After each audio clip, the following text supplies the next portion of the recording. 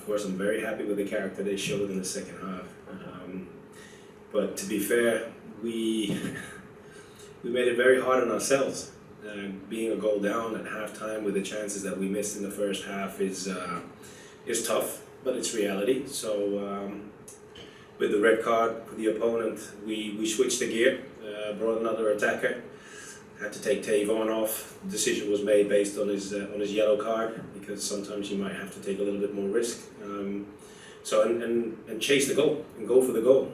You could see once we had the equalizer, that's when things started to settle down, and we could go and look for the second one.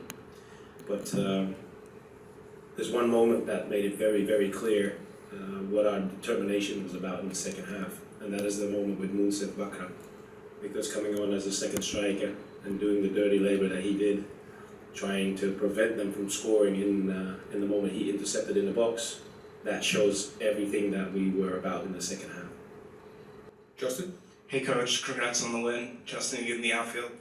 This is your second straight game starting the back line of Risa, Hack, Martins, and Gray. It looked very fluid out there. What are you looking for with that group?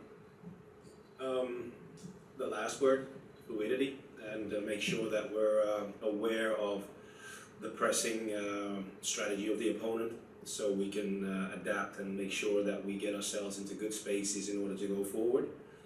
They look good.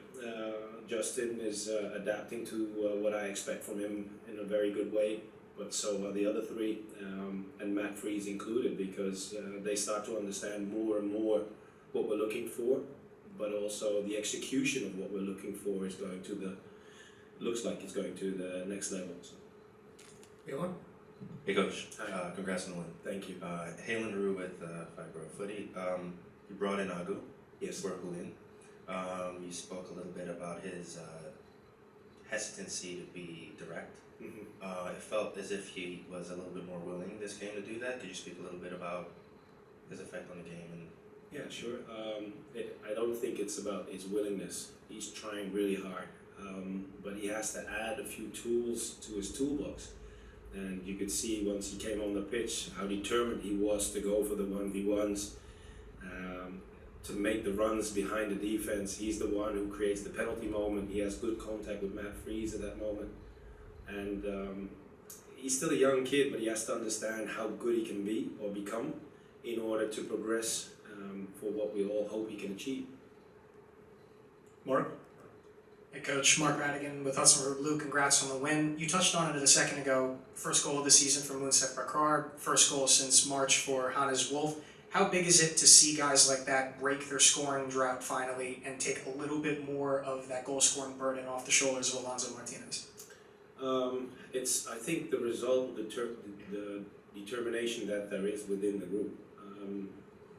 We've talked about this topic quite a few times, and rightfully so, because we've missed a couple of sitters over a couple of games, and even today. But the determination is there, and the hunger for the next situation is always there, resulting in more chances and the goals today. You could also see with Alonso stepping up for the penalty again, determined.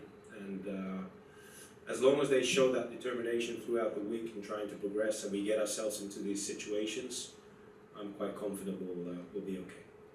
Scott? Hey coach, how are you? Scott Schertz, Stream Punk Soccer. Weird stat we came across earlier. The team right now is a perfect 4-0 when they have at least 3 yellow cards. Do you have any thoughts on that one, if you got any? Thanks. Help me understand that. So when the team actually has at least 3 yellow cards, in this case 3, today 4, the team is a perfect 4 wins, no losses, and no draws. I'm just curious if you have any thoughts. Is it a coincidence? Is it is it aggressiveness of play or anything in that department? Thanks.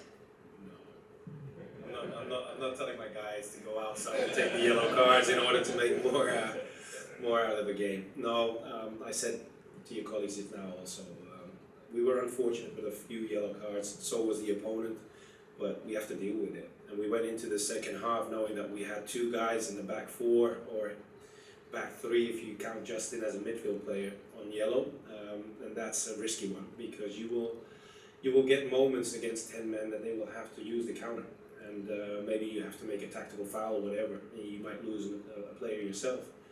So again, I'm not telling my guys to take on yellows in order to get the win seal. Joe, in the back? Thanks. Pascal, you've talked a couple of times about determination, and the goal by Hannes Wolf, is that the kind of video you go in and say, this is the kind of the team effort? Because it's really Munsoff back at the other end that creates a turnover and starts a play. Yeah, it's a game changer, because it's one of those moments where they intercept and they go for the counter attack.